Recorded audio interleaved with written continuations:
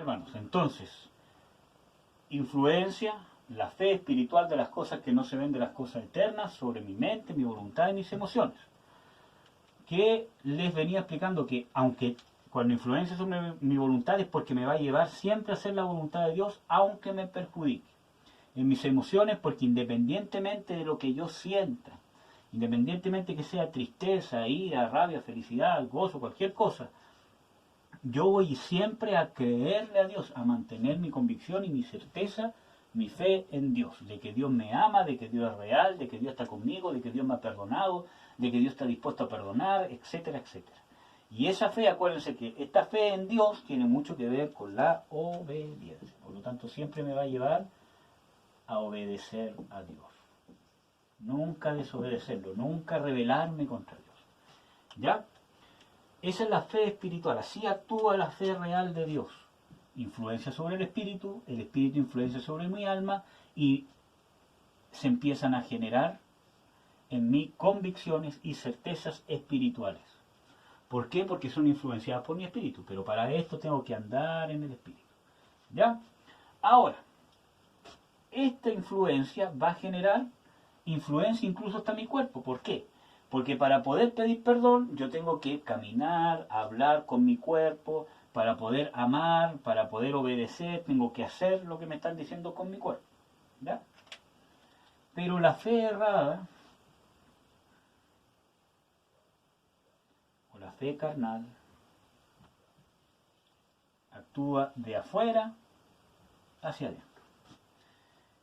Mi fe carnal, mi mente, mi voluntad y mis emociones están siendo influidas por lo externo, por lo que ve y percibe mi cuerpo, por lo que ven mis ojos, por lo que siente mi estómago, si es que siento hambre, por mi salud, si es que estoy enfermo, si es que no estoy enfermo, es que estoy encerrado, es que me siento cansado, es que estoy aburrido, es que me siento solo, es que tengo pena, es que nadie me llama, etcétera, etcétera. Todas esas cosas son cosas externas que empiezan a influenciar sobre mi mente, mi voluntad y mis emociones. Y cuando yo tengo basado mis convicciones en Dios, están basadas en las cosas externas, cuando estas cosas empiezan a pasar y empiezo a sentir hambre, pierdo la salud por el coronavirus, cualquier otra enfermedad, ven mis ojos cosas injustas, etcétera, etcétera, estoy encerrado, estoy cansado, estoy aburrido, estoy solo, tengo pena, nadie me llama, estoy aburrido de mi papá, estoy aburrido de la vida, estoy aburrido de aquí por la tele porque no dan bueno la tele, porque no puedo ver películas que yo quiero, porque no puedo jugar juegos en internet, porque estoy aburrido, porque me aburre la Biblia, porque me aburre orar, porque estoy cansado, porque no quiero. Todas esas cosas empiezan y mis convicciones en Dios que yo creía tener empiezan a claudicar y me termino que rebelando en contra de Dios y desobedeciendo.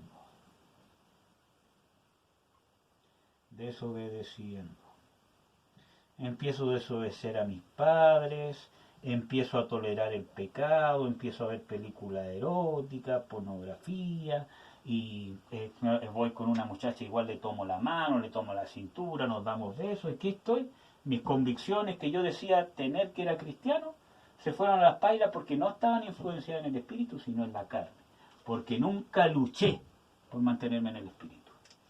Les vuelvo a reiterar, nosotros siempre vamos a tener tentaciones, siempre vamos a tener luchas de querer pecar, de que estamos aburridos, de que no queremos leer la Biblia, de que no queremos orar, pero tenemos que entender a no identificarnos con ese hombre carnal.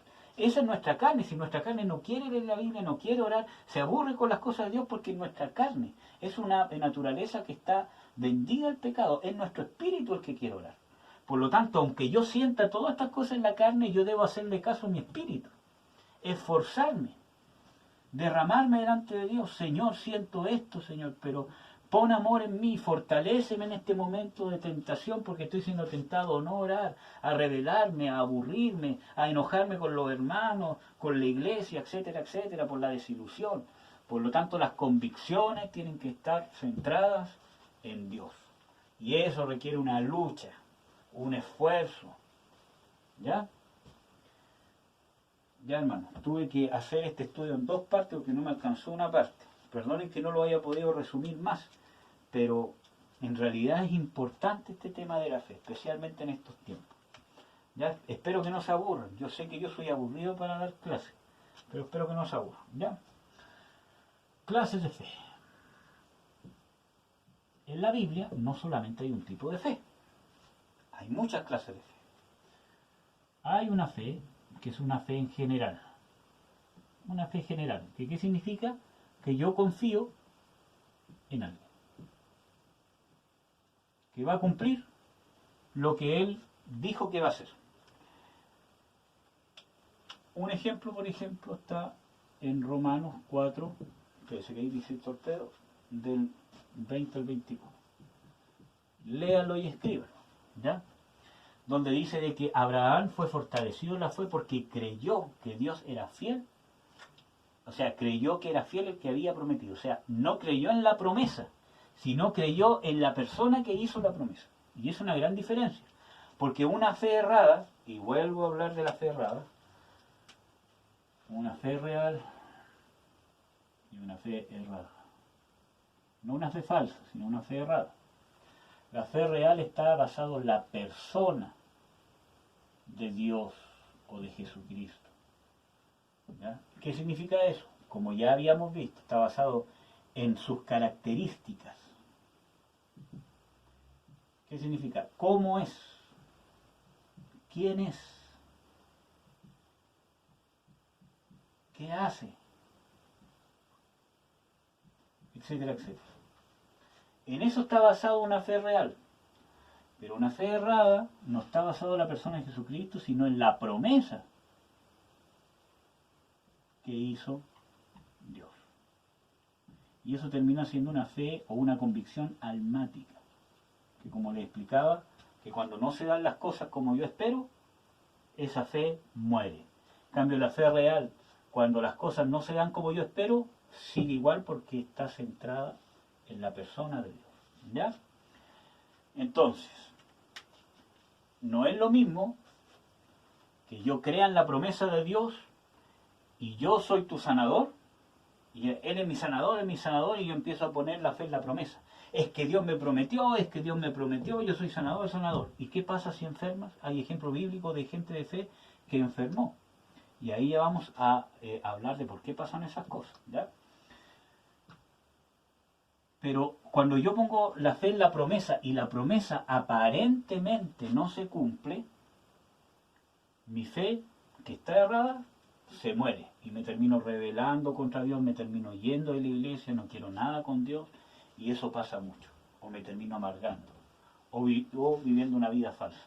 O peor, encontrando un engaño de por qué no pasó esto y viviendo toda mi vida engañado, ¿ya? Pero una fe real se basa en la persona. O sea, Dios me hace la promesa de que Él me va a sanar, pero yo no me voy a tomar de que Él es mi sanador, sino me voy a tomar en que Dios, el que lo dijo, es fiel para cumplirlo. Y que Él es sabio en que sabe cuándo cumplirlo, cuándo no cumplirlo, porque Él sabe más que yo de lo que necesito. Porque yo estoy poniendo mi confianza no en lo que yo creo que es mejor para mí, sino en lo que Él cree. ¿Se acuerdan que una de las definiciones de fe era abandonarse en mí mismo, ¿cierto? Y creer en otro? Yo me abandono, Señor, tú sabes mucho más que yo qué es lo que necesito, porque ¿qué pasa si mi sanidad me va a llevar a que yo con el tiempo me desvíe de tus caminos? Pero quién sabe si mantenerme enfermo, hablo un ejemplo, por dar un ejemplo, me va a llevar a creer más en ti o a tener una relación más personal contigo o a que se cumpla algo que tú quieres hacer en mí para la eternidad. Entonces, ¿qué es más importante? Para mí, la sanidad, pero para Dios, lo eterno. Por eso que mi fe se tiene que basar en confiar que estamos en las manos de Dios. Ustedes, muchachos, están en las manos del Señor Jesucristo. Él los compró en la cruz, los trasladó de la potestad de las tinieblas y los puso en el reino del Señor Jesucristo por medio de la remisión del pecado, del perdón de pecados en su sangre. Por lo tanto, ustedes están en las manos de Dios. Nada de lo que pasa en sus vidas es coincidencia. No es que Dios quiera que a ustedes les pasen cosas malas, pero las cosas malas que nos pasan en este mundo, Dios, la persona de Jesucristo, los utiliza y los transforma para que no sean de maldición, sino de bendición, pero para lo eterno. Me explico. ¿Cuánto dura nuestra vida? A lo más 120 años, ¿cierto? 0 a 120 años.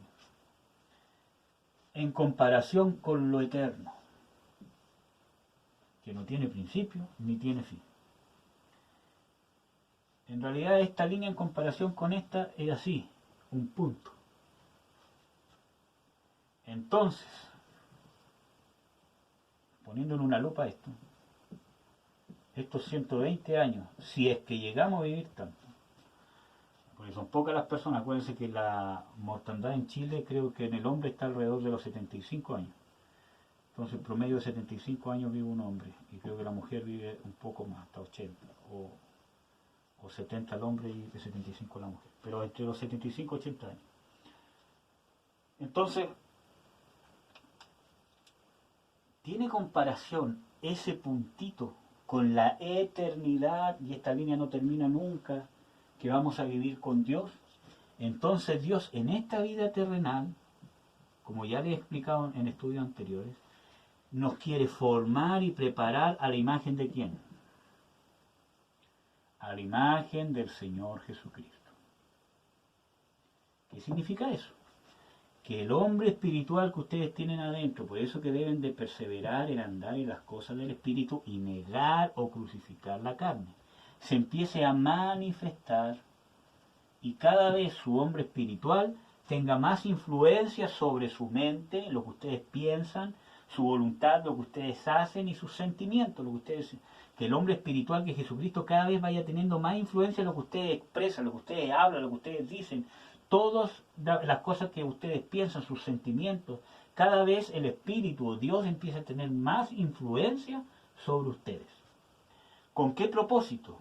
Porque si nosotros llegamos a cumplir esto acá en la tierra, a lograr andar en el Espíritu, estando dentro de una naturaleza carnal, cuando termine nuestra vida a los 120, 80, 75, 60, 50 o 40 años, o quizás antes, nadie sabe, terminemos y podamos llegar a empezar a vivir la eternidad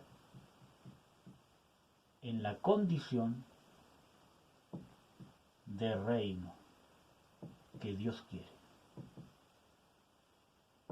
Si nosotros logramos esto aquí en la tierra en una naturaleza carnal, cuando seamos resucitados o transformados, que ese es otro estudio, y ya no tengamos esta naturaleza carnal, porque cuando nosotros muramos y resucitemos o seamos transformados, ya no vamos a tener la naturaleza carnal, vamos a andar en el Espíritu, en la nueva naturaleza, que es a la imagen del cuerpo del Señor Jesucristo. ¿Se acuerdan que el Señor Jesucristo resucitó?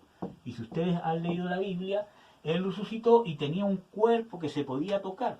Acuérdense que los apóstoles, cuando vieron al Señor Jesucristo resucitado, pensaron que estaban viendo un fantasma, un espíritu. Y el Señor Jesucristo dijo: un espíritu no tiene carne ni hueso como ustedes ven que yo tengo, tóquenme. Entonces lo tocaron, dijeron: oh chuta, tiene huesos, tiene carne. Incluso hasta comió. Pero era otra naturaleza. Por ejemplo, podía vencer la ley de gravedad, el tiempo y espacio. Es otra naturaleza, es una naturaleza glorificada, es un cuerpo resucitado. ¿Ya? Cuando estemos en esa naturaleza, sin la naturaleza pecaminosa, sin nuestra carne, si nosotros hemos logrado hacer esto estando en la carne, aquí vamos a poder reinar y estar en un lugar, no solamente de autoridad, sino en el lugar que Dios quiere que estemos de honra. Dios nos quiere honrar. Mandó a su Hijo Jesucristo para darnos lo mejor. ¿Para qué va a enviar a morir a su Hijo Jesucristo? Para darnos un lugar bajo. Él nos quiere honrar, hacernos partícipes de su reino eterno. ¿Ya? Pero si no lo logramos, vamos a ser salvos. ¿Pero qué va a pasar? No vamos a poder estar en la condición que Dios quiere que estemos y vamos a estar en una condición inferior. Y hay ejemplos bíblicos de que eso va a pasar en Apocalipsis. de que va a haber gente que va a estar reinando y gente que va a estar en un lugar desgraciadamente inferior. Van a ser salvos, van a estar en la presencia de Dios, pero no van a estar en el lugar que Dios quería que estuviese. Qué triste llegar a la presencia de Dios y que Dios te diga, pucha, yo quería darte todo esto, ahora en la eternidad, pero no te lo puedo dar porque tú no, tú no perseveraste en la fe y preferiste ser sano antes que ganarse lo eterno. Pablo es bien claro cuando dice, las cosas que pasan en este mundo pasan, pero las cosas espirituales son eternas.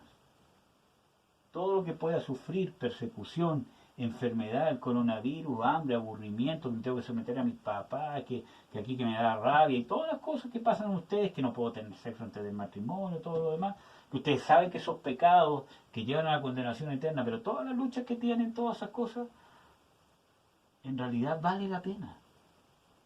Primero, porque es una orden del Dios soberano.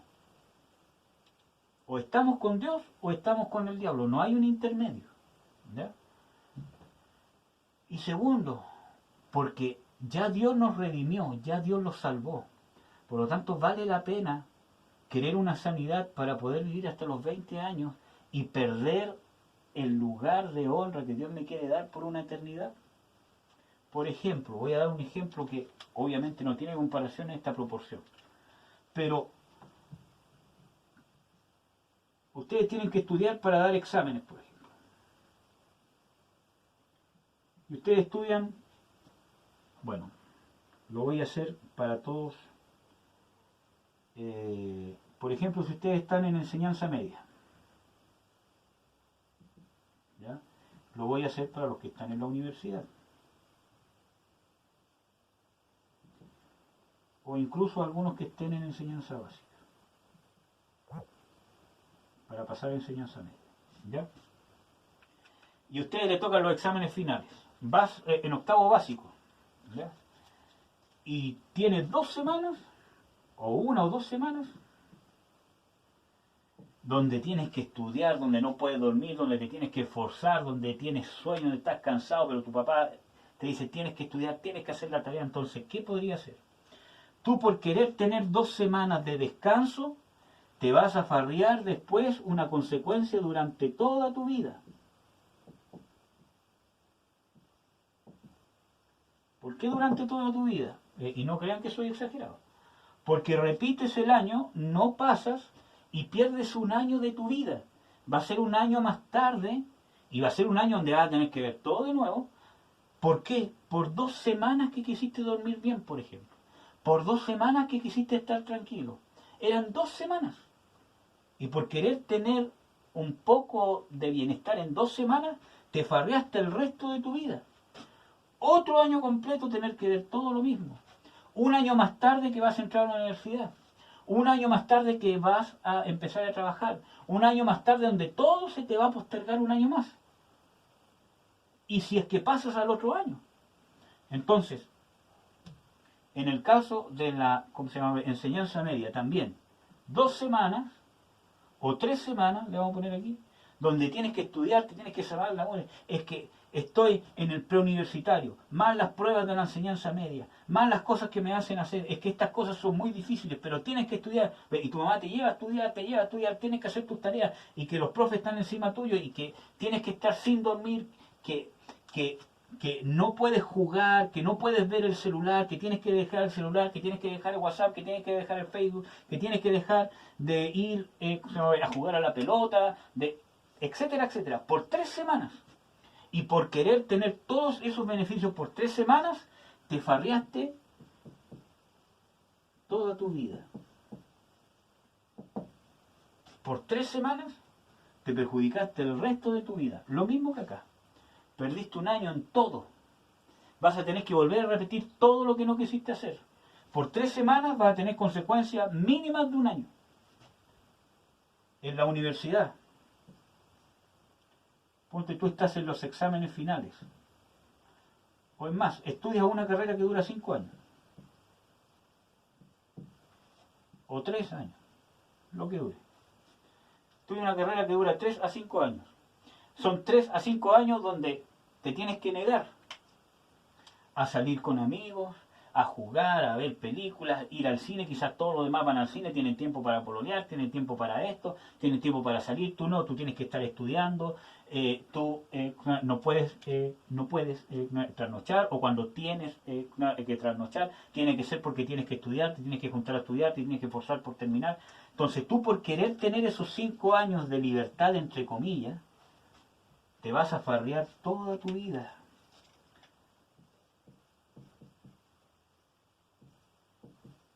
Entonces, un sacrificio de 3 o 2, 3, 4, 5 años te va a traer un beneficio durante toda tu vida, porque vas a tener una herramienta profesional para poder valerte laboralmente, y que es sumamente importante para todas tus proyecciones de vida, matrimonio, hijos, cuántos hijos quieres tener, porque desgraciadamente va a depender de cuánto tú puedes mantener a una persona. Y si no tienes las herramientas para poder obtener un buen trabajo, vas a estar sufriendo toda tu vida de cosas que pudiste alcanzar porque no quisiste sacrificarte por 3 años. Un sacrificio de 3 años, beneficio. Un sacrificio durante toda tu vida va a traer un beneficio eterno, mucho más que esto, porque es eterno. Sacrificio de luchar contra la carne, porque realmente el verdadero sacrificio ya lo hizo el Señor Jesucristo. Él ganó la naturaleza nueva para ti. Él nos dejó el Espíritu Santo que habita dentro de nosotros para darnos la fortaleza. A nosotros nos queda solamente creer. Un sinónimo de fe es lucha, esfuerzo, perseverancia, paciencia, sudor, lágrimas, como ustedes lo quieran definir. Por 120 años, querer vivir como se te da la gana, ¿te vas a farrear una eternidad? Igual que acá. Espero que me hayan entendido, ¿verdad? Porque en eso radica más o menos la fe. Lo estoy tratando de explicar de una manera que ustedes lo puedan entender, ¿verdad? Les vuelvo a reiterar, si tienen alguna duda, la dejan ahí, en los comentarios. O los que me conocen me pueden escribir por WhatsApp o por donde sea. ¿Ya? Clases de fe. La fe general. Romanos 4, 20, 21, la fe de Abraham, que Abraham tuvo fe en el que hizo la promesa, no en la promesa. 2. La fe salvadora.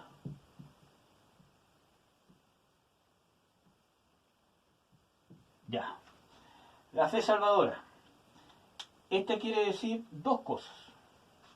Sumisión, que no sé si ustedes saben lo que es sumisión, pero sumisión es someterse. Perdón si es con ese, no me acuerdo si es con ese o con C, tengo re mala ortografía, van a perdonarme eso. Es con ese, someterse. Si no saben qué es someterse, le damos otro sinónimo, obedecer. ¿Ya? Eso significa sumisión. Yo voy a hacer todo lo que me dice esta persona. ¿Ya?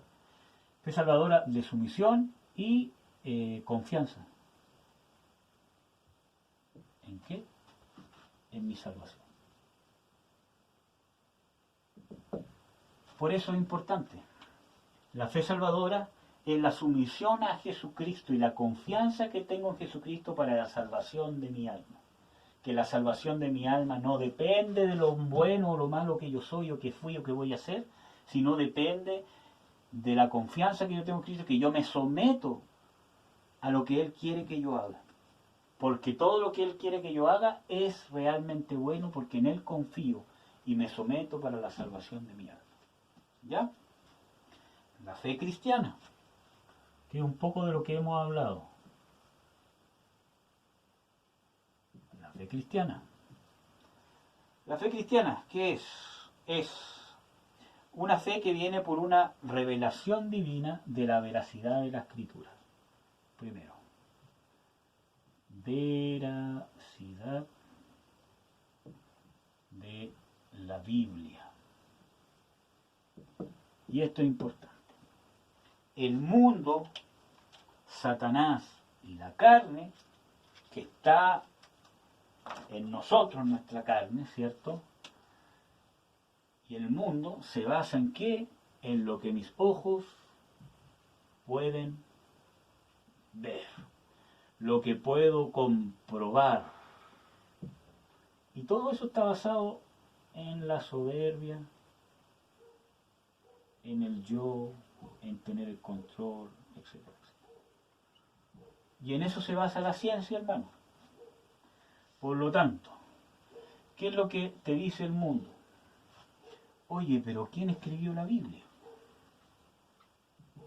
Y aquí ataca el mundo, aquí ataca tu carne y ataca a Satanás. Te va a atacar para hacerte perder tu fe cristiana. ¿Quién escribió la Biblia? Fue escrita por hombres. Es una manipulación de la iglesia para poder manipular a la gente. ¿Cómo sabes tú que realmente Dios la inspiró? Si no hay pruebas científicas, aunque sí las hay. Pero por ejemplo, ¿cómo sabes tú si tú no estuviste ahí? ¿Cómo sabes tú que no es un libro más? Entonces, una fe errada es cuando yo trato a través de las herramientas del mundo de la carne y Satanás, por ejemplo, a través de pruebas científicas o pruebas de cualquier otra índole, yo trato de convencerme de que la Biblia es de Dios. Hermano, no las voy a hallar, porque imposible viajar al pasado. Isaías estaba realmente, Dios le estaba hablando a Isaías cuando escribió. Entonces, es imposible. Hay algunas pruebas científicas que dicen que hay algunos libros, ¿cierto?, que son genuinos, que fueron escritos en tal fecha, como dice la Biblia, etcétera, etcétera. Entonces, el mundo que cree que la Biblia son cuentos, que son fábulas, que son parte de la cultura, que son parte histórica, que son, pero nada más que eso. Por eso que la fe cristiana es una convicción sobrenatural